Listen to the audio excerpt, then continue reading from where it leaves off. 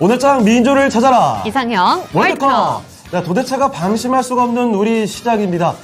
지금 뭐 장 초반에 조금 가나 싶었는데 바로 또 시들해지고 있는 우리 시장이죠. 발음이 보이네요. 아니 외국인이 지금 그 끈기가 참 없습니다. 조금 들어오나 싶으면 또 빠지고 오늘도 그러한 모습 보여주고 있는데 특히 코스닥 쪽에서 그런 경향이 나타나고 있죠. 코스닥은 오후장 들어서 파란불도 깜빡깜빡 거리고 있습니다. 네, 미증시 영향을 받아서 장 초반에는 급등세를 나타냈다가 탄력이 급격하게 줄어들었습니다. 그중에서 오늘 그래도 각광받는 이런 섹터들이 뭐 메타버스, 콘텐츠 관련주들이 되겠고요. 또 지정학적인 리스크를 부각받게 되면서 정유 화학주들이 조금 고개를 들고 있는 모습이 나타나고는 있는데 이러한 특징들 잘 반영을 해서 우리 대진표에도 반영을 해왔으니까요. 일단 한번 확인해 보겠습니다. 그리고 오늘 토마토 투자클럽의 김영호 전문가 그리고 최인호 전문가 오셨습니다. 안녕하세요. 안녕하십니까. 네.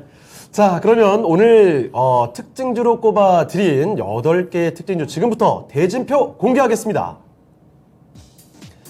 자, 8강의 1라운드 대결입니다. 스튜디오 드래곤 대 카카오. 코로나라는 국면 속에서 소위 언택트라는 키워드로 각광받았던 그 종목군들입니다.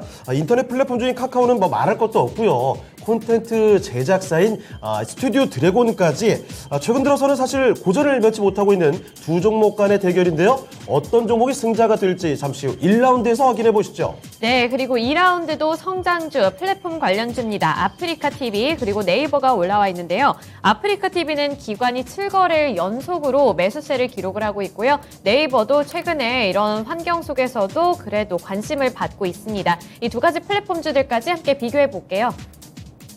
자, 3라운드의 대결입니다. 국제유가 상승에 울고 웃는 두 종목이 맞붙습니다.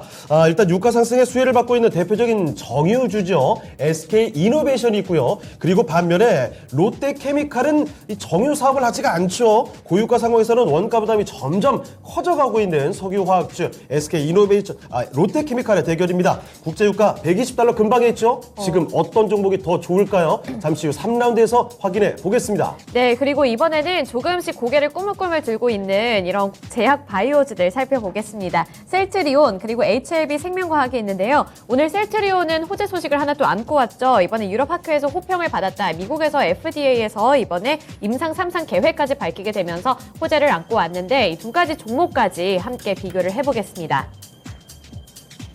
자, 이렇게 8강 8개 종목들 대진표를 공개해드렸습니다. 웃음이 많으시네요, 최인호 전문가님. 너무 무서웠어요. 오늘 장의 분위기가 좀 갑자기 오후장에 흔들리다 보니까 네. 저도 같이 조금 흔들리고 있는데 여러분 양해 부탁드리겠습니다. 네. 자, 그러면 일단은 지금 대진표 구체적으로 들어가 보기 전에 이 지금 정말 뒤숭숭한 시장 상황에 대한 이야기부터 꺼내보도록 할게요. 사실 우리 증시는 오늘 크게 힘을 쓰지는 못하고 있습니다만 지난밤 뉴욕 증시는 상당히 좋았습니다. 그렇죠. 특히나 이 고용지표가 제대로 잘 나오지 않았는데도 불구하고 이 나스닥의 경우에는 뭐 급등세를 보이면서 거래를 마치게 됐죠. 자, 그러면 이런 뉴욕 증시의 훈풍 그대로 국내 증시에도 옮겨올 수 있을지를 먼저 한번 여쭤보겠습니다. 네. 최인호 전문가님, 네. 미증시의 훈풍이 그대로 우리 증시의 뭐 성장주, IT라든지 아니면 인터넷 플랫폼 이런 쪽으로 네. 관련주의 훈풍으로 좀 작용이 될까요? 전일 미증시 장 초반에 예. 처음에 이제 마이크로소프트 분기 실적이 이제 비관으로 인해서 장 초반에는 기술주들이 다 떨어졌어요. 네, 맞아요. 그러다가 갑자기 이제 연준에서 이제 스탠스적인 이제 완화적인 측면이 나오면서 네. 중반부터 살아났어요. 장이 갑자기 훅 되게 올라가더라고요. 미국 증시도 어젯밤에 되게 심했습니다. 예. 지금 저는 그걸 뭘 말씀드리고 싶냐면 사실은 지금 우리나라 같은 경우에는 IT라든지 기술주 같은 경우에는 미국하고 체급이 달라요. 그쪽으로 헤비면 우리는 네. 라이트급이에요, 라이트급. 워낙 가벼워요. 쑥 갖다 대면 예. 쑥 빠지기 때문에 어. 제일 중요한 건 이 라이트급이 어떻게 튼튼하게 되겠습니까? 많이 먹어야 되겠죠. 그렇죠. 그럼 체중을 늘려야죠. 그러면 뭐 네이버나 카카오 뭐 시총 제일 강한 종목들이 뭘 먹어야지 커지겠습니까? 외인들의 매수세를 먹어야죠. 네. 그런데 이 먹어야 될 게 안 들어와요. 그래도 뭐 카카오 같은 경우에는 네. 뭐 나흘째 한 66만 주 정도 외인들에게도 순매수세 이어졌으니까 시작이라고 보기에는 사실 저는 이르고요. 아직은? 관망을 해야 될 것 같아요. 그러면 왜냐하면 핀테크라든지 이쪽으로 관련된 종목들이 같이 사서 올라오긴 올라오는데 게임주도 지난주도 계속 올랐지 않습니까? 네. 올라오는데 네. 이게 그냥 오르는 게 아니라 워낙 제가 그냥 차트적으로 봤을 때는 너무 기술적 빠져서? 반등 너무 빠져서. 너무 빠졌어. 그냥 너무 빠져서 개인들이 이렇게 쉽게 말하면 평단가를 내리기 위해서 한 것도 있고 예. 기관들이라든지 연기금도 좀 들어온 경우도 봤지만 아직까지 미흡하다. 그러려면 어떻게 되냐?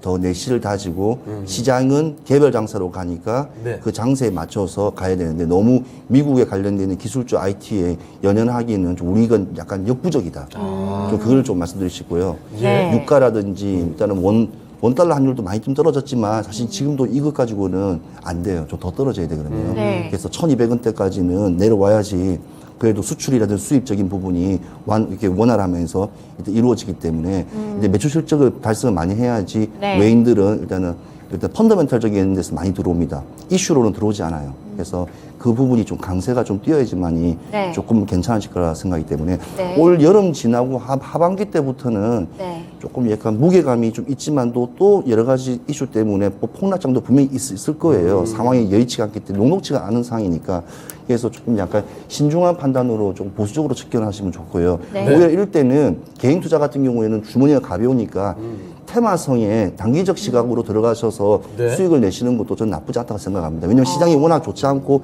네. 바닥이기 때문에 좋고 나쁘다고 따질 수 있는 상은 아니에요. 좋은 종목도 다 빠져 있고 네, 나쁜 그렇죠. 종목도 다 빠져 있기 때문에 네. 오히려 테마성, 스케줄 매매라든지 그런 쪽으로 좀 접근하시는 게 개인 투자가한 분들에게는 상당히 좀 유리할 거로 좀 봐집니다. 네. 네. 자, 미증시의 성장주가 강세를 반짝 보였다고 해서 마냥 우리 증시의 성장주, 기술주들도 강세를 보일 것이다. 이렇게 낙관하기는 좀 이른 것 같습니다. 확인해야 될 것들이 많죠. 환율도 네. 좀 봐야 되고, 유가도 체크해 봐야 되고, 특히나 이 관련주들 가운데서도 실적을 좀 탄탄하게 성적표가 좀 나올 수 있도록 쌓아갈 만한 그런 그 펀더멘털이 좀 받쳐줘야 될 것 같다라는 생각이 듭니다. 네, 그러면 김영호 전문가님, 네네. 사실 옛날에는, 그러니까 예전에는 미국 증시랑 우리나라 증시가 어느 정도는 좀 커플링 현상이 일어나서 예측하기가 좀 쉬웠던 것 같은데 요즘에 좀 안 그런 것 같거든요. 어떻게 보세요? 제가 최근에 봤던 장은 뭐 미국 장이 오르면 우리나라 장이 올라갈 확률은 높고 네. 미국 장 빠지면 거의 그냥 무조건 거의 빠지는 장으로 네. 거의 움직였던 것 같은데 네.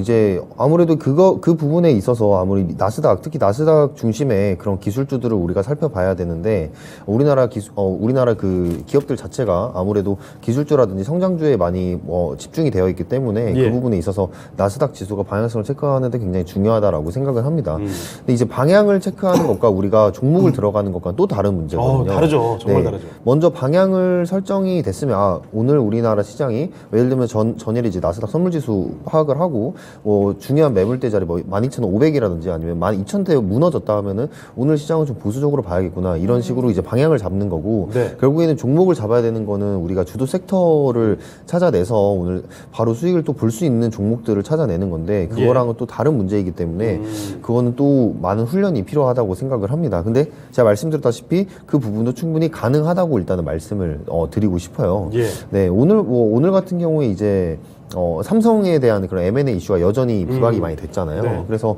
물론 시가총액이 물론 매우 작았지만 어제 같은 경우에 이제 우림 TPS라든지 아니면 예. 해성 TPC 같은 애들은 시가총액이 굉장히 작아서 뭐 제가 말씀드리기도 뭐하고 하지만 상한가 터치했었죠? 네, 맞습니다. 근데 중요한 건 패턴을 보시면 중요한 건 이런 시장 속에서도 전일의 거래량 자체가 이제 역사적인 거래량 한번 나타내고 그 다음 날에 또 한번 올려치는 그런 모습을 보이고 있다는 거죠. 그 말은 뭐다? 장세와 상관없이 그 전날에 이 거래량이 굉장히 크게 들어오면은 그때는 다음 날에 갈 수 있는 확률이 굉장히 높다는 겁니다.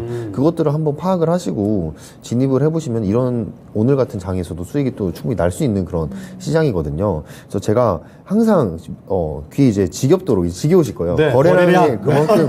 그만큼 제가 말씀을 드리는데 네. 딱 한마디만 거래량에 대해서 말씀드리면 주가는 속여도 거래량은 속일 수가 없거든요. 네. 그리고 세량이 들어오는 신호는 최인호 전문가께서도 바로 끄덕끄덕 해주셨어요. 격한 공감해 주셔서 감사합니다. 예. 네. 40, 50분 네. 못 살아서 거래량이 있어요. 그렇죠. 네.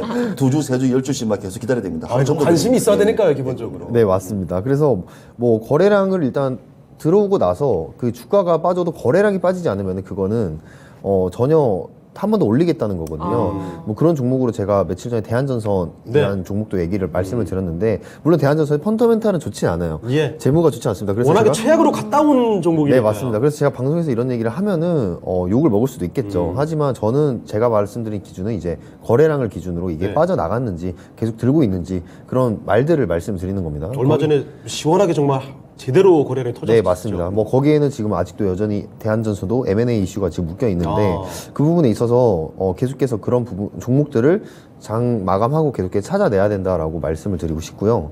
어쩌다가 이제 거래량 얘기를 했는데 네. 어쨌든 지금 성장주 상승에 있어서는 그 어제 이제 오펙에 대한 그 증산에 대한 얘기가 빠질 수가 없는데 예. 어쨌든 오펙 증산이 지금 합의가 됐어요. 근데 초반에 인플레이션에 대한 그런 완화가 기대가 된다 하는데 사실 지금의 인플레이션 수준으로는 유가를 더 훨씬 많이 떨어뜨려야 되거든요. 그래서 어제 증산 발표한 것에는 절대 턱없이 부족하기 때문에 그것만 가지고는 안 된다. 네, 맞습니다. 그것보다는 더 많은 이제 물량이 많이 풀려야 됩니다. 예. 그래서 아직도 여전히 인플레이션에 대한 그런 좀 우려감. 우려감은 여전히 남아 있다고 네. 보고요. 예. 지금 거기에 있어서 지금 IT 부품 같은 경우에는 하반기에 그런 수요에 대한 부분들이나 아니면 공급에 대한 부분들이 여전히 공급망 부분에 있어서 아직도 부족하다고 생각을 해요. 그래서 부품에 대한 그런 오더컷이 우려가 된다는 그런 발생된다는 그런 좀 우려감도 아직도 남아 있고요. 거기다가 지금 파운드리 쪽에는 비메모리 공급 부족 현상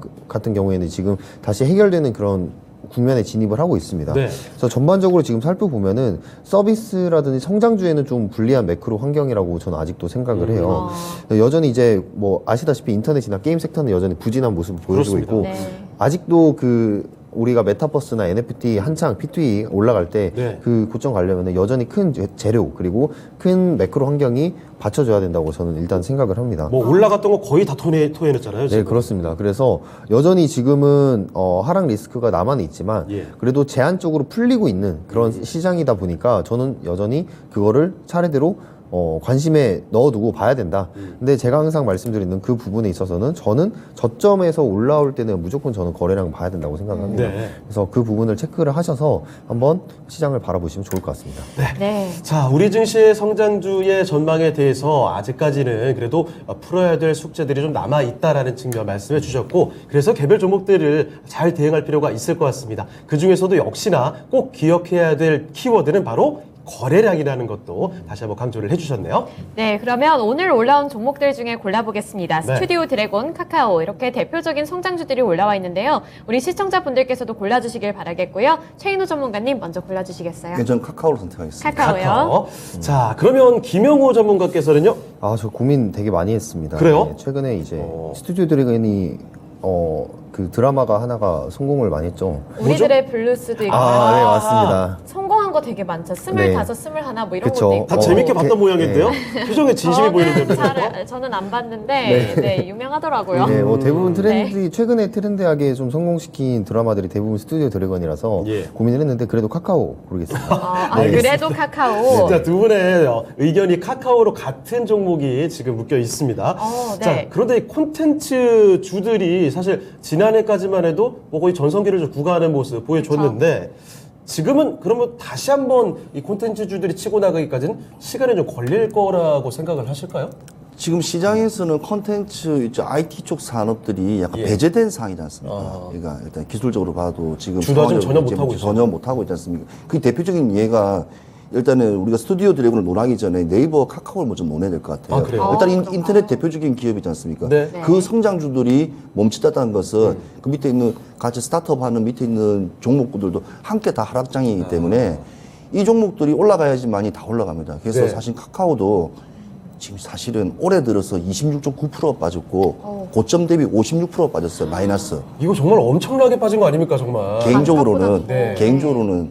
매수 시점이에요. 그렇지만 시청자분들이 매수 시점은 아니죠. 그러니까 개인적으로는 저는 매수 시점을 생각합니다. 빠져도 이만큼 빠질 수는 없으니까요. 속도의 문제가 아니라 이 정도면 누가 봐도 저점이라고 봐야 된다라는 측면이시죠. 그 스튜디오 드래곤 같은 경우 아까 드라마 막 이야기 하시는데 예. 전 이름을 잘 몰라요. 근데 재밌게 드라마 봤어요. 뭐 이렇게 홍반장 옛날 홍반장 각색에서 했는데 예. 갯마을 차차차요. 예, 그거 재밌게 봤습니다. 네. 드라마를 잘 하시겠네요. 그거 잘 봤습니다. 그것만 유일하게 진짜 재밌게 잘 봤어요. 아. 네. 그래서 아무튼 그거 보고 뽑으려 했는데 네. 이래야 저래야 네이버 카카오에 네. 힘이 있어야지 일단은 이 종목도 같이 올라가기 때문에. 끌고 올라갈 수 있는 힘이 예. 얘네가 갖고 있는 예, 거군요. 그래도 뭐 지금 뭐 시장이 뭐 외인들이 안 들어온다고 해도 일단 성장주라든지 우리나라에서 이제 폭락주 같은 이런 종목들은 계속 유심히 많이 사진 않지만 그래도 거래량이 계속 나오고 매수세를 보이고 있으니까 네. 저는 항상 이렇게 외인들의 움직임을 조금 예의주시합니다. 그리고 사실 전날 미증시와 국내 증시와 연결성도 보긴 보죠. 아까 말씀하신 대로 커플링 관계가 없다. 왜냐하면 개별 장세이기 때문에 네. 그렇게 국내를 접할 수 있는 부분은 아니라고 저는 생각하거든요. 그래서 이 두 종목을 꼭 고른다면 저는 카카오로 선택하겠습니다. 네. 그러면 스튜디오 드래곤 아까 앞서 말했던 네네. 그 여러 가지 작품들도 있고 또 앞으로 하반기에 좀 새로 나올 신작 기대감도 갖고 있다는 평을 받거든요. 네. 그런 부분들은 어떻게 생각하시나요? 일단 좋게 생각을 합니다. very good. 네, Very 그렇지만 good. 네, Very 메리굿, good. 메리굿이라 생각하고요. 네. 네. 그렇지만 네, 그렇지만 이제 카카오랑 비교를 해봤을 때 저는 카카오가 결국에 이제 플랫폼 규제에 대해서 최대 수혜주라고 저는 생각을 해요. 그 규제가 완화가 저는 된다고 보거든요. 일단 네. 뭐 윤석열 정부의 이전에 후보 시절부터 공약으로 좀 언급이 됐던 얘기들이죠. 네, 그렇죠. 규제와는. 플랫폼이 어찌됐든 그 자본주의 시장에서는 어쩔 수가 없습니다. 네. 이게 방법적으로 조금 잘못되는 부분들은 분명히 고쳐져야겠지만 네. 아무래도 돈에 따라가는 그런 시장이고 지금 아무래도 지금 이제 정권을 잡은 그런 색깔 자체가 그쪽으로 이제 가고 있기 때문에 규제는 풀려야 된다고 생각을 하고요. 뭐 카카오든 네이버든 그 부분에 있어서는 시장을 사실 그렇잖아요. 시장에서 그런 독과점이라든지 그런 문제, 문화발 방식이라는 게 있지만 사람들은 결국에 본능에 충실하다고 생각합니다. 그 본능이라고 하는 거는 네. 편리함에 결국 돈을 쓰게 되어 있어요. 근데 그 편리함을 가장 많이 제공을 했던 이제 주식이 네. 기업이 카카오라고 생각을 하고요. 네. 그만큼 또 돈을 벌 수 있다고 생각을 하는 그렇죠. 합니다. 우리 네. 생활의 온갖 영역을 다 네, 맞습니다. 다루고 있는 네. 회사지 않겠습니까? 네, 맞습니다. 뭐 그런 부분에서 조금만 그 이제 파워에 대한 힘을 좀만 줄여서 네. 공정한 좀 그쪽으로 한번 가준다면 그래도 카카오가 다시 한번 주가의 반등을 이뤄낼 수 있지 않을까. 어쨌든 플랫폼이 다시 규제가 풀린다면 이 예. 카카오는 그거에 맞게 또 사업을 또 다시 확장을 할 수가 있고요. 네. 하지만 결론적으로 카카오가 네이버로 본다면 저는 아직은 네이버다. 네. 오늘 아까 네이버 2라운드에 있던데요. 나오거든요. 네, 맞습니다. 네이버가 나오죠. 근데 네이버와 카카오는 다시 한번 말씀드린 카카오는 이제 내보내는 네. 형식이고 네이버는 품 안에 해서 키워내는 형식이란 말이죠. 네. 근데 너무 내보낼 때 너무 무차별하게 내보내서 돈을 너무 확 땡겼어요. 너무 예. 확 땡기고 다시 또 그걸 팔아치우고 그런 상장 얘기인가요? 네, 맞습니다. 그게 너무 심해가지고 네. 카카오는 조금 그런 쪽에서 투심이 좀 아직 돌아오지 않았다라고 일단은 생각은 합니다. 근데 네. 그래도 지금은 많이 내려왔다. 그리고 플랫폼이 규제가 풀리면서 다시 올라올 수 있는 자리다라고 생각을 합니다. 네. 뭐 근데 이제 스튜디오 드래곤 같은 경우는 지금 우리들의 블루스 아까 말씀하신 네. 우리들의 블루스 진짜 정말 명작이더라고요. 요즘에 네. 정말 화제를 보고 있죠. 딱 그 드라마 정도가 많이 언급이 되더라고요. 네, 맞습니다. 유튜브 틀면은 거의 네. 클립 비디오가 거의 다 이제 네. 그런데 다 각자 다른 드라마를 보는 것처럼 네. 맞아요. 이게 에피소드가 굉장히 다양하더라고고요. 배우들도 굉장히 다양하고요. 그렇죠. 근데 그 후속작으로 이제 별똥별이나 오. 링크라는 작품도 나오는데 이미 별똥별은 지금 160개국에 선판매가 됐는데 아, 그래요? 네, 맞습니다. 이제 미주나 유럽 오세아니아 지역에서 1위를 기록을 또 했습니다. 오. 그러니까 지금 만들어내는 작품들의 그런 퀄리티가 굉장히 높다. 예. 그러니까 K 컨텐츠, K 웹툰 그리고 K 이제 영화나 뭐 네, 드라마나. 영화나 드라마 같은 것들이 지금 굉장히 군집 형태로 해서 하반기에 굉장히 기대감을 많이 심어주고 있는 지금 상황입니다. 그래서 스튜디오 드래곤도 좋게 보지만 결국에는 저는 카카오가 더 수혜를 많이 받을 거다라고 보고 있습니다. 네. 네, 카카오로 의견이 일치가 됐네요. 우리 시청자분들 어떻게 생각하시는지 지금 바로 확인해 볼게요. 자, 시청자의 선택입니다. 카카오가 55% 득표하면서 사각으로 진출 완벽하게 확정지었습니다. 네, 그래도 45% 득표를 챙겨간 스튜디오 드래곤 만만치 않은 종목인데요. 최인호 전문가님이 세워주세요. 예, 갯말 차차차. 예, 재밌게 잘 봤습니다. 아무튼. 자, 이 종목 같은 경우에는 어차피 뭐 CJ죠. CJ의 어찌 보면 판매권을 가지고 있는 드래곤 스튜디오 같은 경우에는 예. 뭐 드라마 판매권을 가지고 있는데 지금 자꾸도 말씀드렸다시피 컨텐츠 사업 같은 경우에는 지금 이렇게 내려갈 수밖에 없는 게 네이버, 카카오 같은 어찌 보면 거대한 이 성장주들이 같이 올라가야지 동반 상승을 저는 생각하거든요. 네. 하나만 가지고 않는다고 생각하기 때문에 일단은 네이버, 카카오한테 응원을 하면 같이 올라갈 거로 보이고 사실 그게 크게 높게 못 잡겠습니다. 85,000원 선까지만 한번 단기든 중기도 한번 보시고 네. 한번 가시는 게 낫지 않을까 하는 생각이 듭니다. 85,000원 목표가 85,000원으로 잡겠습니다. 네. 1차적으로 스튜디오 드래곤 85,000원으로 제시해 주셨습니다. 카카오 올리도록 하겠고요. 2라운드 대진표 확인해 볼까요? 자, 8강의 2라운드 대결은 플랫폼이라는 키워드로 묶어봤습니다. 카카오와 함께 대표적인 인터넷 플랫폼이죠. 네이버 종목과 함께 1인 미디어의 플랫폼, 대표적인 이름을 갖고 있습니다. 아프리카 TV의 대결입니다. 네, 네이버와 아프리카 TV. 우선 김형우 전문가님, 아까 네. 네이버에 대해서 되게 좋게 말씀해 네네. 주셨잖아요. 그러면 선택도 네이버일까요? 그러니까요. 네, 이미 힌트를 맞죠? 드려가지고. 맞습니다. 네, 아, 네이버입니다. 네, 네이버군요. 네. 간략하게 들어봤고. 최인우 전문가님은요? 네. 저는 네이버에 거대한 인공지능을 어. 인공지능이 있는 글을 초점 맞추었어요. 하이퍼클로바요? 네, 그래서 저는 네이버를 선택하고요. 일단 알겠습니다. 주가 네. 자체도 너무 워낙 바닥이기 때문에 예. 제가 말씀드렸지 않습니까? 저는 오늘 사겠습니다. 알겠습니다. 네이버도 그렇고 조금 전에 카카오도 그렇고 이쪽에서는 워낙 또 강하게 얘기를 해주셨습니다. 이 두 가지 대표적인 인터넷 플랫폼 종목들은 4강으로 진출 확정짓게 됐습니다. 그런데 이번에 2라운드에서는 아프리카 TV 얘기를 조금 더 주의 깊게 한번 들어보도록 할게요. 자, 사실 아프리카 TV도 지난해 말쯤이죠? 고점 만들고 지금 반토막 났거든요. 네. 이거 어떻게 보세요? 아프리카 TV 같은 경우에는 이제 그 말풍선이라는 젊은 사람들 말풍선에서 뭐 이렇게 1인 BJ 그거로 가지고 성공을 많이 해서 지금 사실 컨텐츠적인 부분 뭐 특히 게임 방영, 그 다음에 스포츠 방영, 때로는 지금의 인터넷이 잘 발달됐지만 한 10년 전에 이제 아프리카 TV 나왔을 때만 하더라도 해외 채널 같은 거를 이제 연결해서 일반 시청자들에게 스트리밍 해주는 예. 그런 VJ들이 상당히 인기가 많았었어요. 네. 근데 지금 이제 가면 갈수록 그런 것들이 오픈되면서 이제는 이제 이 회사도 이제 새로운 영역으로 해야 되는데 어떻게 했냐면 대학도 이제 VJ 영역 그러니까 숭실대학교하고 협약맺어서 예. 우수 VJ 그러니까 진행자 그러니까 BJ요? 예 VJ를 이제 VJ라죠 VJ 그러니까 BJ. 비디오 그러니까 VJ 아, VJ요? BJ죠. 네, 네, BJ는 이거 찍는 사람들. 맞습니다. BJ죠, BJ. 예. 이게 BJ 1인 진행자, 그를 관련된 거를 이제 육성 관리하기 때문에 와, 대학교 와요? 대학교 숭실대학교가 그래서 지금 협약을 맺었다 하더라고요. 예. 근데 그게 사실은 갈 길이에요. 사실은 왜 그러냐면 이 컨텐츠나 시장은 어느 순간에는 딱 고쳐가 되면 일어나 설 수가 없어요. 네. 그냥 안에서 그냥 머무러지는데 이제 이걸 이제 방향성을 제시하면서 전문화 시킨다든지 예전에는 미용은 이제 미용실에서 뒤에서 배운다고 그랬잖아요. 어머니들 나이 때 보면. 네네. 근데 미용 대학교 생기고 학원 생기면서 전문화 시키는 것처럼 어떤 뭐 전문화 진행자들 양성시키는 어찌 보면 그런 부분에 이제 같이 나간다 이거죠. 진행자 양성을 일반 대학교와 협업해서 할 정도로 대중적으로 그렇죠. 접근하는 대중적으로 거죠. 접근하겠다 그죠. 그러니까 어찌 보면 그게 어찌 보면 이 지금 아프리카 TV가 살아날 수 있는 방법 중에 하나고 또 다양한 컨텐츠로서 다 뭐 널리 펼칠 수 있는 부분이 있어요. 그러니까 네. 저도 아프리카 TV나 10년 전에 그냥 살짝 봤거든요. 네. 대부분 뭐 외국 스포츠 경기라든지 게임 스타크래프트 이런 경기 같은 그런 거를 주로 네. 많이 개인 하는 거로 방송. 개인 방송으로 제가 알고 있었거든요. 네. 말 이렇게 험하게 하면서 네, 그냥 그렇죠. 그냥 머리에서 나오고 관심 많이 끌고. 위에서 나오더라고 이게 위에서 나오더라고 말이. 그래서 그런 걸 봤는데 사실 그때 보고 좀 이게 방송인가 싶은데 사실 좀 별로 좋게서는 안 했는데. 최근에 많이 대중화됐고 네. 다양해졌죠. 네, 그래서 뭐 오늘 지금 종목도 나오고 해서 한번 관심을 가져 봤는데 네. 그래도 아직까지 별로 이렇게 아직 완벽하게 되돌리기는 완벽하게 좀 그 어렵다. 정도는 아니다. 그래서 그렇게 생각하고 있습니다. 알겠습니다. 자, 그러면 김영호 전문가의 의견도 간단히 좀 들어볼게요. 근데 뭐 저도 아프리카 TV를 이제 가끔씩 접할 때가 있는데 진짜 보고 있으면은 이게 왜 별풍선을 이렇게 쏘는가. 이게 네. 설명이 좀 어려운 경우들이 꽤 많습니다. 네, 저는 사실 좀 이해가 안 되는 부분인데 어쨌든 그 사람들이 거기서 위안을 굉장히 많이 얻는 것 같아요. 그렇죠. 그리고 그 네. 팬층이 실제로 많다는 것 자체는 객관적인 사실이니까요. 맞습니다. 네.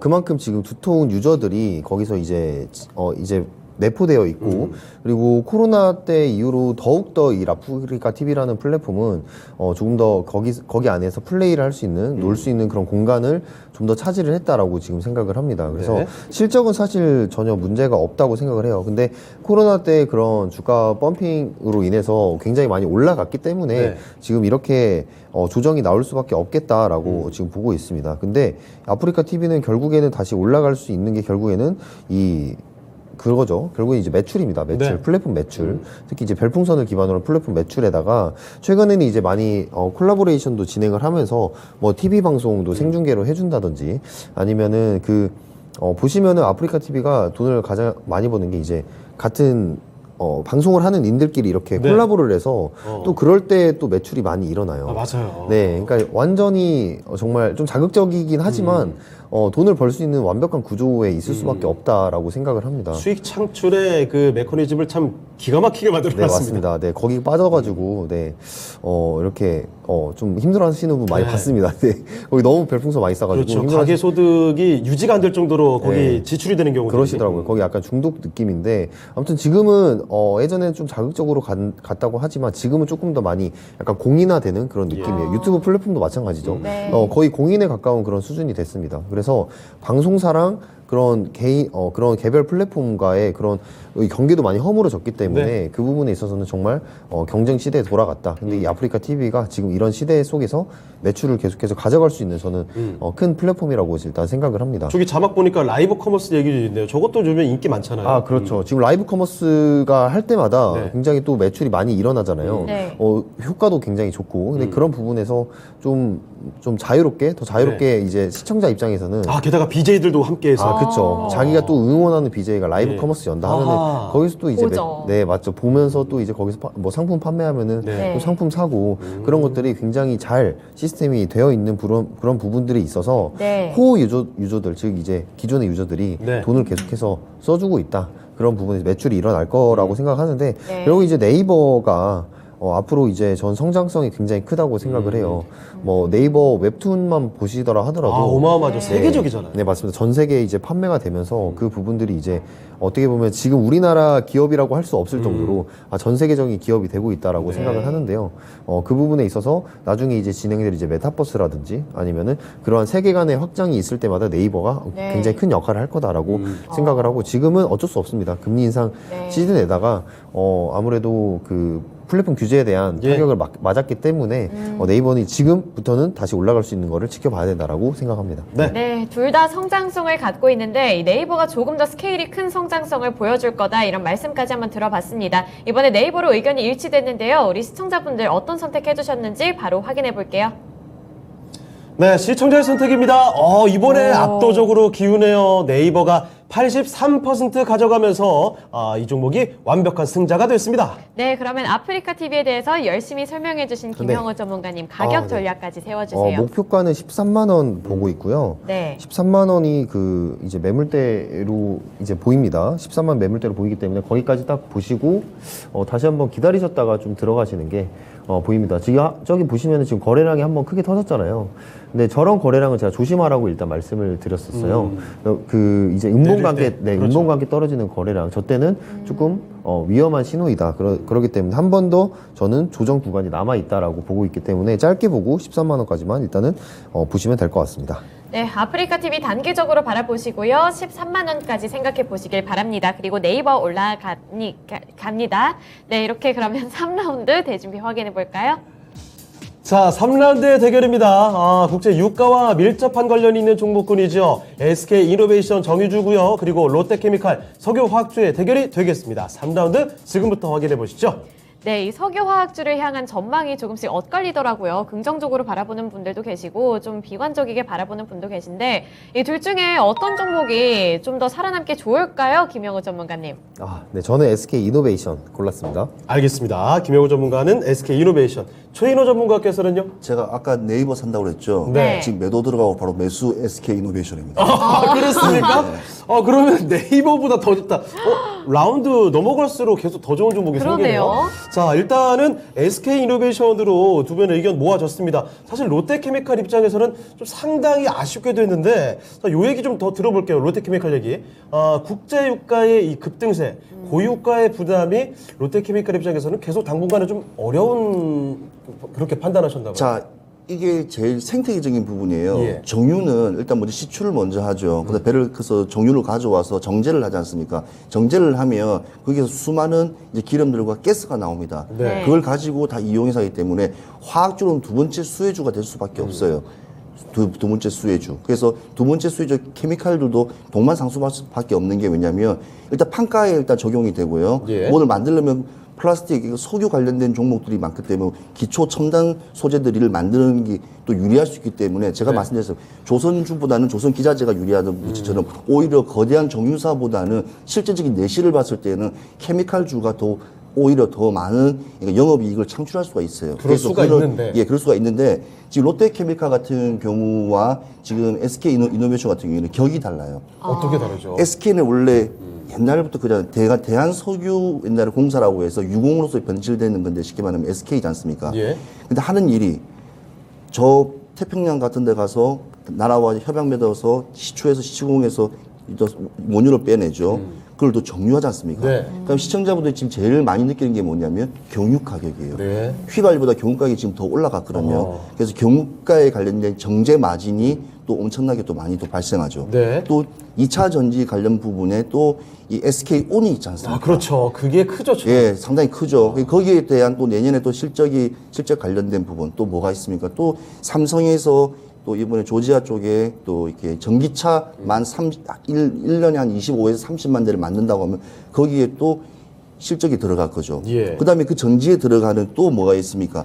첨단 부품이지 않습니까? 아이테크놀리지라고 해서 네. 소재주. 그러니까 2차 전지 소재주도 들어가죠. 뭐 들고 있는 게 왜 이렇게 많아요? 아, 많죠. 거기다가 윤활유 시장, 자동차 윤활유 시장은 또 SK가 거의 압도적이고 전 세계 수출 50여 개 국가에서 그냥 최고라고 생각하시면 돼요. 예. 그것만 있는 게 아닙니다. 또 이제 또 SK 저 정유소에서 네. 또 충전을 하지 않습니까? 이제는 이제 전기차 충전할 거라고요. 충전 관련주 중에서는 내가 봤을 때는 대장주라고 저는 개인적으로 생각해요. 지금 아직까지는 이쪽 부분은 공공기관이나 네. 뭐 어디 뭐 쇼핑몰이라든지 네네. 아니면 구청 시청 같은 데 가면 이제 하지 않습니까? 네. 이제는 충전소도 분명히 이제 다변화되면서 급속 네. 충전이 하게 되면 SK 주유소의 직영점과 대리점을 아우르는 효과. 이건 무조건 이거는 그냥 숨도 안 쉬고 들어가야죠. SK 이노베이션 관계자 아니시죠? 그래서 제가 그래서 내가 네이버를 팔고 지금 바로 들어간 겁니다. 알겠습니다. 자, 그러면 김영호 전문가의 의견도 간단히 좀 들어볼게요. 뭐 너무 좋게 다 말씀해 주신 네, 것 같아요. 말씀을 그러니까요. 거의 다 풀어주셔가지고 예. 제가 할 말은 없는데 저는 네. 이제 정리를 해드리자면 네. SK 이노베이션은 지금 석유 유가 가격 상승으로 지금 재고분이 거의 연평균에 약 2천억 정도를 매출을 내던 게 지금 한 9천억 정도로 예상이 됩니다. 즉 어닝 서프라이즈가 지금 예상이 되고 있고 그 정도 차이가 나요. 네, 맞습니다. 거기다가 이제 2차 전지 얘기를 빠뜨릴 수 없잖아요. 그렇죠. 배터리 얘기를 빠뜨릴 수 없는데 이 배터리 부분도 이제 포드와 배터리 합작사를 이제 설립을 해서 그 성장성까지 쭉 가져갈 수 있는 전기차 부분에서 그래서 지금 현재 매출이 한번 쭉 나왔고 유가로 인해서 쭉 나왔고 그 앞으로 이제 전기차에 대한 그런 부분도 배터리 부분도 나올 수 있는 그런 기대감이 굉장히 하반기에 크다고 생각을 합니다. 네. 그래서 SK 이노베이션은 좋게 보는 종목이다라고 생각합니다. 알겠습니다. 네, 이렇게 SK 이노베이션 쪽으로 다시 한번 의견이 일치가 됐네요. 그러면 롯데케미칼 골라주셨는지 아니면 시청자분들도 SK 이노베이션 골라주셨는지 지금 바로 확인해 보시죠. 자, 시청자의 의견도 SK 이노베이션이었습니다. 62% 가져갑니다. 네, 그러면 롯데케미칼 관련해서 최인호 전문가님 가격 전략 세워주시죠. 제가 롯데케미칼을 하다가 보면 설명 못 드렸는데 지금 수소 관련 사업을 예. 지금 SK 가스랑 같이 또 네. SK랑 또 같이 예. 롯데케미칼하고 이렇게 수소 사업을 하기 때문에 이게 정책주입니다. 수소 관련주들은 아, 정책주군요. 예, 정책주이기 때문에 절대 아까 말씀드리지 않습니까? 이 정유주와 어찌 보면 그 부분은 같이 혼합적이고 같이 생태계 엮여 있기 때문에 네. 그렇다고 해서 SK 이노베이션보다 뭐 좋고 나쁘고를 판단하지 마시고 네. 일단은 미래를 봤을 때는 수소 사업도 같이 연결돼 있기 때문에 네. 같이 합작하는 일단은 콜라보 일단은 현상적인 부분을 같이 보시면서 이 종목 보시면 되고요. 롯데케미칼은 계속 이름이 계속 바뀌어가고 있습니다. 그래서 이 롯데케미칼의 좀 능력을 사실 저도 크게 높게 짚고 있지만 목표가 23만 원, 23만 원 정도 잡고 가시고요. 계속 하반기에도 화학주는 계속 올라갈 거예요. 왜냐하면 S&P 미국 지수를 봐도 화학주 관련 종목들이 계속 단일 화학은 계속 올라가는 걸로 되어 있기 때문에 일단은 지금 신흥 국가들에서는 좀 어찌 보면 제일 상승할 수 있는 이렇게 종목 업황이라고 저는 네. 봐집니다. 그래서 네. 롯데케미칼 절대로 이 좋은 종목이니까 꼭 관심주에 엮고 같이 함께 가시면 좋겠습니다. 네, 알겠습니다. 롯데케미칼 23만 원입니다. 그리고 4라운드 대진표 확인해 볼게요. 자, 8강 4라운드 대결입니다. 제약바이오 대표적인 종목들이 지금 들어와 있네요. 셀트리온 대 HLB 생명과학. 지금부터 살펴보시죠. 네, 제약바이오주. 그럼 김형호 전문가님 둘 네. 중에 어떤 종목일까요? 전 셀트리온입니다. 셀트리온. 자, 최인호 전문가께서는요. 아, 그렇죠. 무릎 안 좋으시댔죠. 네. 예, 이번에 허리도 또, 안 예, 좋아요. 그렇죠. 이번에 뭐냐, 다 안 좋아요. 셀트리온 자체가 이제 렌시마 SE가 무릎 네. 류마티스 관련종으로 나왔기 때문에. 벌써 쓰라는 얘기인가요? 예, 아, 미나 관련주인가요? 김미나 김미나 관련주. 관련주요. 알겠습니다. 예, 김미나 관련주로 예. 가겠습니다. 아니 오늘 그 두 분의 의견이 전부 다 지금 모아지는 상황인데 그러네요. 자 일단 셀트리온은 4강으로 올라가고요. 네. HLB 생명과학에 대해서 간단하게만 좀 이야기 코멘트 좀 들어보고 바로 넘어갈게요. 네. 최인호 전문가님, 네, HLB 최근에 리보세라니 뭐 아니면 노터스 무상증자 굉장히 올랐는데 다 끝난 겁니까? 저는 그것도 예, 일단은 지금 시장에서 봤을 때는 네. 빨리 그만 식더라고요. 그러니까요. 깜짝 식더라고요. 근데 지금 체외 진단 의료기기 전문 기업을 예임을 인수한다네요. 예. 그래서 그는 약간 인수설에 관련되면서 M&A 관련된 건데 이 회사가 하는 일이 뭐냐면 이 지금 하고 있는 정확하게 뭐 이렇게 구사를 좀 못하겠지만 일단 거래처가 SD 바이오 센서랑 예. 그다음에 몇 군데 회사들이 큰 회사들이 좀 들어간다 합니다. 그러니까 어찌 보면 지금 HLB 같은 경우에는 생명과학 같은 경우에는 좀 이렇게 외형 성장에 좀 초점을 두고 안에서 이게 뭐 자기들이 다 소화할 수 있는 그런 시스템으로 가는 어찌 보면 지금 시장으로 가기 때문에 예. 지금 이렇게 주가가 한번 차트를 보더라도 지금 이게 상당히 고점을 올랐다가 다시 한번 빠지는 형태가 돼서 그러네요. 사실 네. 위험한 종목이에요. 네. 저거는 내려오면 진짜 지하 몇 층까지 내려갈지 저거는 네. 감히 좀 말도 못할 정도로 상당히 옛날에 그것처럼 그러니까 NFT 올라간 것처럼 금방 이렇게 고성장해서 사실 주가도 좀 위험하고 하지만 근데 사실 회사적인 측면에서 봤을 때는 일단은 뭐 다른 쪽도 아니고 성장에 관련된 종목에 또 무게를 들었기 때문에 나쁘게는 보지 않지만 지금 글쎄요. 왜냐하면 지금 워낙 셀트리온이 또 여러 가지 또 하케나 세미나 인데스도 반응도 좋고 하기 때문에 네. 미래 성장성으로 봤을 때는 셀트리온이 가야지 뭐 일단은 밑에 하군들도 같이 올라갈 거라 예상하기 때문에 네. 일단 셀트리온에게 무게를 조금 실어주고 싶습니다. 아, 네. 그럼 셀트리온은 이제 올라가니까 조금 이따 들어보도록 하겠고요. HLB 생명과학해서 좀 네네. 간략하게만 설명해 주세요. 뭐 HLB를 말씀드리자면은 일단은 바이오주 대시세의 첫 번째 주자이라고 생각을 하고 정말 깜짝 놀랄 정도로 첫 번째 올라갔어요, 주자요. 요즘. 네, 맞습니다. 사실 뭐 재료가 그렇게 강하냐라고 물어본다면 사실 저는 이렇게까지 올라가는 건 잘 모르겠습니다. 네. 네, 결국에는 저는 세력이 결국 올렸다고 생각을 하는데 네. 이 부분에 있어서 제가 이제 또 한 가지 말씀드리고 싶은 노토스와 관련해서도 지금 노토스가 지금 네, 사흘째 상한가죠. 네, 맞습니다. 노토스를 인수를 해가지고 8대1 무상증자. 네. 사실 시장에서 잘 보기 힘든 그렇죠. 그러긴 해요. 저 그 숫자 처음 봤던 것 같아요. 네, 맞습니다. 그래서 제가 노토스도 저번에 방송 말씀드렸을 때 권리락 매매에 대해서 말씀을 드렸습니다. 맞아요. 지금 근데 그 권리락 매매가 확실히 그거거든요. 사실은 뭐 시가총액은 전혀 차이는 없고 전혀 변한 건 더 없어요. 찍은 만큼 줄어드는 것 뿐인데. 네, 맞습니다. 예. 줄어드는 것 뿐인데 그 주가가 이제 뭐 예를 들어 10,000원이던 게 2,000원이 되니까 싸 보이는 효과로 지금 올라가는 거거든요. 예, 근데 그렇다고 지금 사흘째 상한가 갈 만한 그런 착시는 아니잖아요. 네, 맞습니다. 아닌 맘 것 먹고 같습니다. 올려야 되는 거 아니에요? 네, 그래서 이게 올라가든 안 올라가든 저는 이제는 매매하는 건 아니다. 아, 지금 단계는 아니다. 네, 맞습니다. 다만 이제 그거를 확실하게 활용을 하자면 관리락 매매, 권리락이 떨어진 그날 그냥 매매를 진행을 해서 네. 그거를 좀 노려보자. 그 정도로만 딱 생각을 네. 했을 때가 좋을 것 같습니다. 네네. 네, 알겠습니다. 셀트리온으로 의견이 일치했습니다. 우리 시청자분들의 선택까지 확인해 볼게요. 자, 시청자의 선택도 압도적으로 셀트리온으로 85% 몰렸습니다. 네, 그러면 HLB 생명과학 가격 전략 세워주세요. 네, 항상 급등이 있으면 급락이 있듯이요. 네. HLB도 그런 모멘텀이 항상 있을 수가 있습니다. 그리고 HLB 특히 급등량 좀 있는 종목이잖아요. 네, 맞습니다. 예, 이거 사명도 바꿔가지고, 제가 이런 기업 별로 좋아하진 않는데.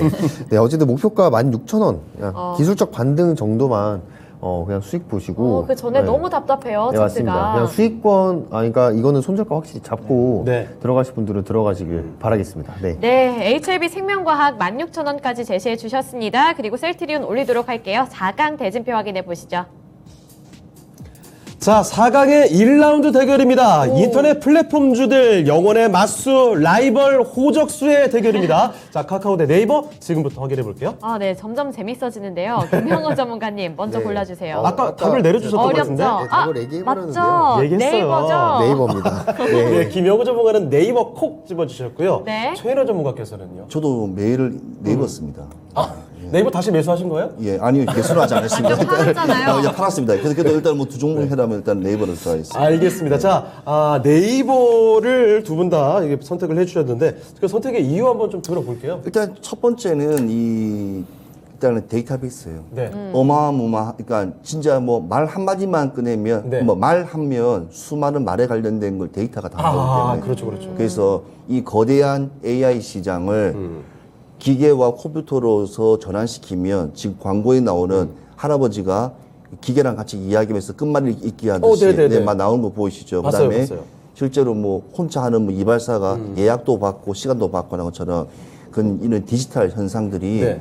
이제 다 일어날 거라 생각합니다. 그렇죠. 인공지능 그 서비스가 가능하기 위해서는 사실 막대한 양의 데이터가 들어가야 되거든요. 자, 그럼 그 데이터를 하기 위해서는 통신도 잘 돼야 되고 그거에 대한 완화적인 부분도 다 있어야 된단 말입니다. 네. 언어적인 구도, 불쾌한 말이라든지 나쁜 말도 구별해야 걸러서 되고. 그걸 해야 되기 때문에 그런 부분에 있어서 네이버가 일단은 전 대한민국에서 봤을 때는 데이터베이스의 어디 보면 최강자. 그러니까 모든 검색의 1인자는 네이버. 예. 카카오라 하지 않습니까? 이게 우리가 실물적인 사용하는 어찌 보면 체크하는 부분에서는 카카오를 사용하고 이용할 수 있지만 예. 어디 검색이라든지 모든 방대한 자료를 수집할 때는 기본적으로 다 네이버이기 때문에 네. 저는 네이버가 이걸 잘 이용만 한다면 예. 상당한 컴퓨터와 그다음에 로봇 시장 그다음에 통신 시장과 같이 함께 어울리며 다양하게 응용이 될 수 있다. 진짜 한 5, 6년 안에는 이제 길에서 많은 기계들과 같이 어허. 이야기하면서 네. 왕따 같은 친구들은 친구 좋네요. 없으면 로봇 사면 돼. 그래가지고 같이 서로 이야기하면서 왕따 예. 로봇이랑 같이 이야기하면 되는 거예요, 둘이서. 아, 그렇습니까?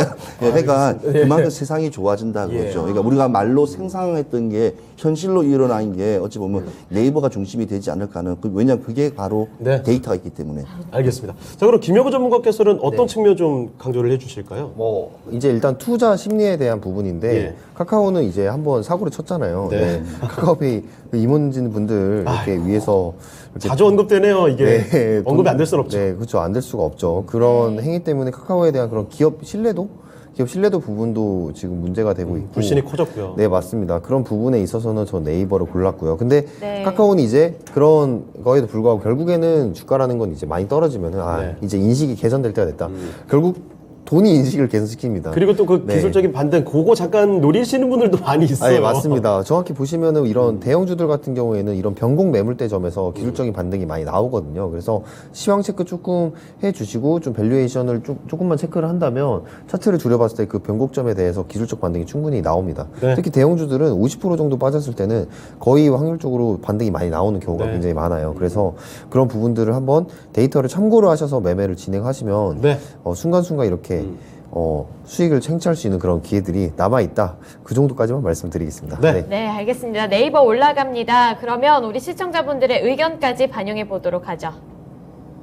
자, 시청자의 선택도 이번에도 마찬가지네요. 네이버로 기울었습니다. 67% 가져갑니다. 네, 그러면 카카오 관련해서 최인호 전문가님 가격만 잡아주시죠. 네, 카카오는 지금 먼저 수급적인 부분을 봤을 때는 외인들이 30일부터 지금 오늘까지 한 66만 주 정도를 네. 순매수했습니다. 계속해서. 그래서 매수한다는 것은 뭐겠습니까? 그만큼 저점이라는 거고 외인들이 수익을 차익 실현을 낼 수 있다는 어떤 부분이라고 저는 생각하거든요. 네. 그래서 항상 이게 종목을 들어가실 때는 카카오 좋다 하면 항상 이 외인의 시각으로 같이 동반적으로 들어가시고 수익 내실 때도 외인과 같이 함께 나오시면 되겠습니다. 네. 그래서 네. 스마트하게 진입하시기 바라겠습니다. 목표가는 짧게 잡겠습니다. 97,000원으로 가겠습니다. 97,000원. 네. 외인들은 길게 보지 않습니다. 짧게 갑니다. 알겠습니다. 네. 외인들을 따라서 97,000원까지 바라보시길 바랍니다. 네, 외국인을 따라서 97,000원까지 바라보시길 바라겠고요. 네, 2라운드로 한번 나아가 보시죠. 자, 4강의 2라운드 대결인데요. 상당히 상이한 섹터입니다. 정유 그리고 배터리 키워드 갖고 있는 SK 이노베이션 대 제약바이오 종목이죠. 셀트리온입니다. 자, 거래소에서도 손꼽히는 최상위 시총이 좀 사이즈가 있는 종목들이에요. 어떤 종목이 승자가 될지 알아보겠습니다. 네, 그러면 김영호 전문가님 네. 먼저 골라주시죠. 지금 SK 이노베이션입니다. SK 이노베이션 알겠습니다. 자, 최인호 전문가께서는요. 네, 아까 사자스 매수했지 않습니까? 네. 기다려야죠. 예. SK 이미. 이노베이션이죠? 예, 맞습니다. 네. 알겠습니다. 역시 오늘따라 두 분의 의견이 잘 모아지네요. 사이가 좋으신데요, 뭐 오늘? 화해하셨나 모르겠지만 자, 그러면 싸운 적이 없는데 싸운 적이 계시니까.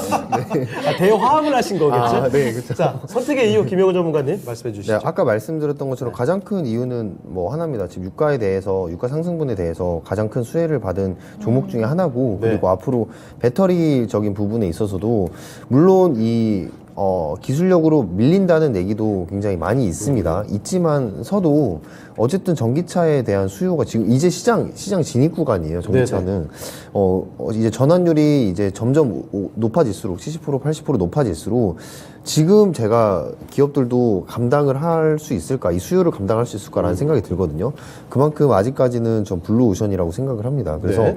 이 SK 이노베이션도 그 중에 한 몫을 차지할 수 있는 그런 큰 캐파가 마련이 되어 있다라고 생각을 합니다. 네. 그래서 그 부분을 한번 생각을 해보시면 SK 이노베이션이 하반기에는 더 탄력성이 좋겠다라고 생각합니다. 최인호 전문가님, 아까 SK이노베이션에 대해서 굉장히 설명 많이 해주셨잖아요. 네. 그럼 마지막 한 방 날려주시죠. 한 방. 네. 한 방은 마지막 한 방. 지금 미국에서 이번 오페크에서 일단은 네. 7월, 8월물에 대해서 1일 50% 증산하는 나왔지 않습니까? 네.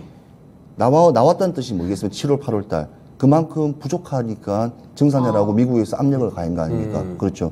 그럼 지금 몇 월 달입니까? 6월이죠. 6월이요. 6월이죠. 근데 그 7, 8월이면 2달 남았어요.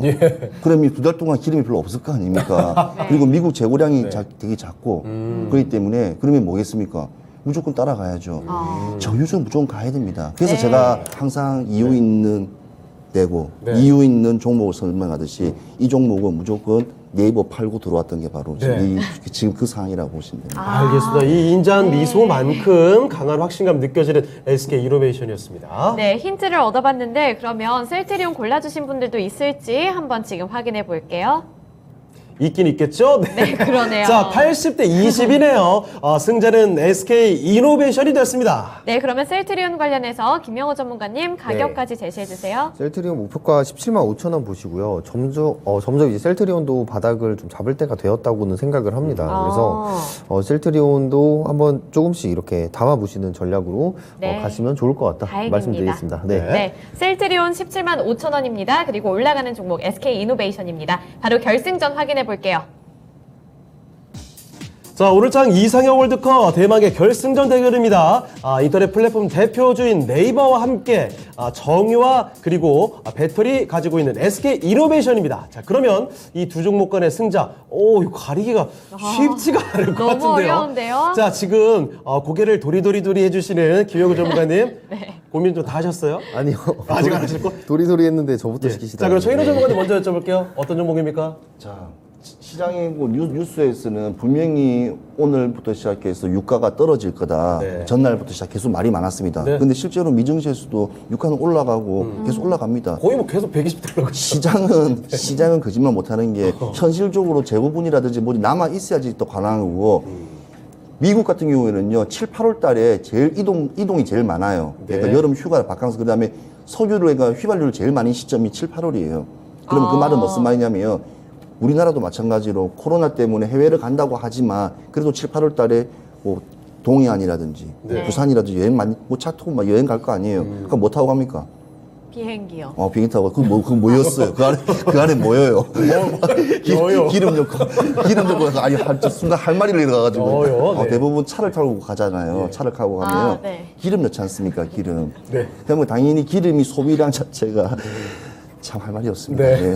그래서 늘 참, 써. 네, 기울 수밖에 없기 때문에 소비량 자체가 사람들이 겨울에 많이 쓴다고 하는 건 오해예요. 왜냐하면 우리나라는 지금 뭐 LNG를 많이 쓰기 때문에 도시가스를 많이 쓰지 이게 휘발유를 그러니까 쓰는 집들이 없습니다. 그러니까 그런 걸 참고하시면 되고 여름에 석유 소비량이 많기 때문에 일단은 영업 이익이 상당할 거로 예상되고 그렇기 때문에 일단은 무조건 중장기적으로 SK 이노베이션 네, 최인호 가져가시면 전문가님 SK 이노베이션 골라주셨고요. 김영호 전문가님은요? 저는 둘 다 담아야 될 때라고 생각은 하는데 네. 저 SK 이노베이션 가겠습니다. 둘 다 알겠습니다. 담아야 하지만 지금 선택은 SK 이노베이션으로 네네. 해주셨네요. 고민이 그렇게 됐던 이유는 네. 어디서 찾아볼 수 있을까요? 네이버는 결국 정책 수혜주라고 저는 보고 있습니다. 뭐 5년 동안 정책을 수혜받을 수 있는 그런 기업이다라고 충분히 보고 있고 SK 이노베이션은 아까 말씀드렸던 것처럼 유가에 대한 상승률, 상승분에 대한 그런 수익 그리고 전기차 성장성 그 두 개만 체크한다 하더라도 두 개 다 지금은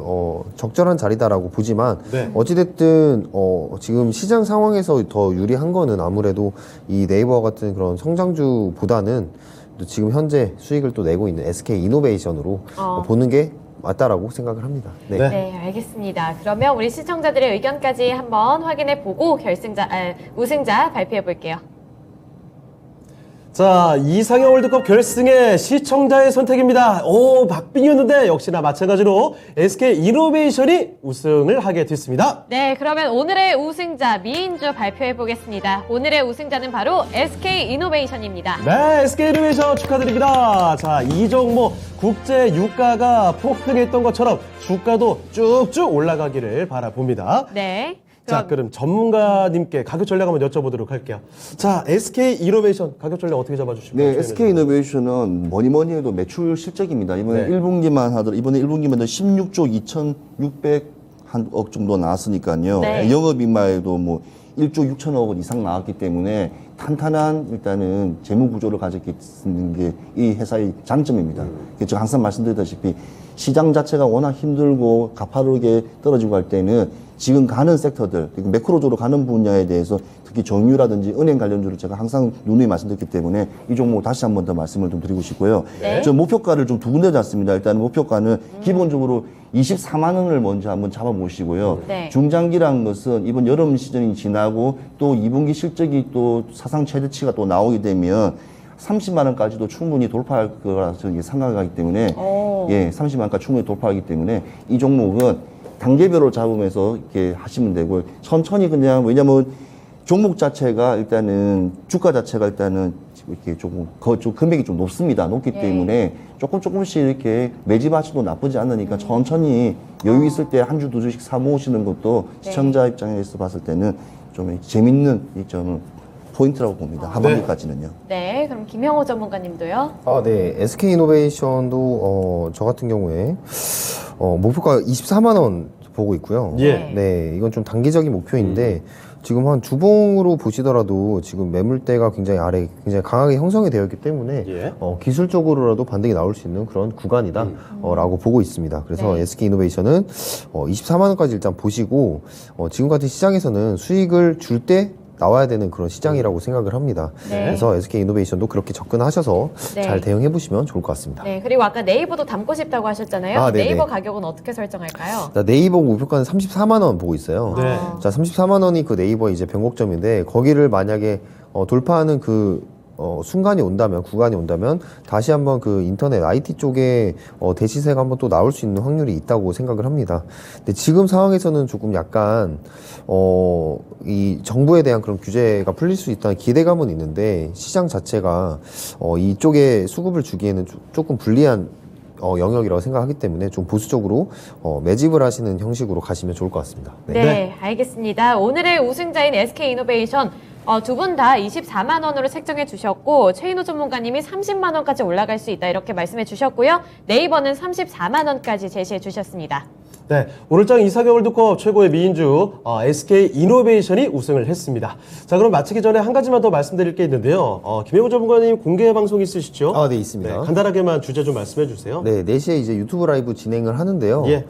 이제 스케줄 매매에 대해서 말씀을 드리려고 해요. 곧 이제 누리호 발사도 있고, 거기다가 이제, 앞으로 이제 스케줄에 따라서 네. 어떻게 매매를 해야 되고, 이 구간에서 오늘 바로 또 수익을 낼 수 있는 종목들이나 섹터는 뭐가 있는지 제가 네. 정리를 시원하게 해드리겠습니다. 네, 오늘 오후 4시에 김영우 전문가와 함께하는 이런 공개방송 함께 보시면서 좋은 정보들 체크해 가시고요. 자, 그리고 오늘 밤 9시에, 금요일 밤 9시죠. 우리 최인호 전문가와 함께 할 수 있는 미스터 진단 시간 오늘 아주 특별 게스트를 모셨습니다. 자, 그러니까 여러분 오늘 밤 9시에도 진단해 보실 수 있으니까요. 미리미리 진단 접수 받아보시길 바랍니다. 네, 참고해 주시길 바라겠고요. 지금까지 투자 판단에 도움이 될 수 있는 정보를 드렸습니다. 하지만 특정 종목의 상승과 하락을 보장하지는 않습니다. 네, 저희는 다음 주에 다시 뵙도록 하겠습니다. 시청해주신 여러분 고맙습니다.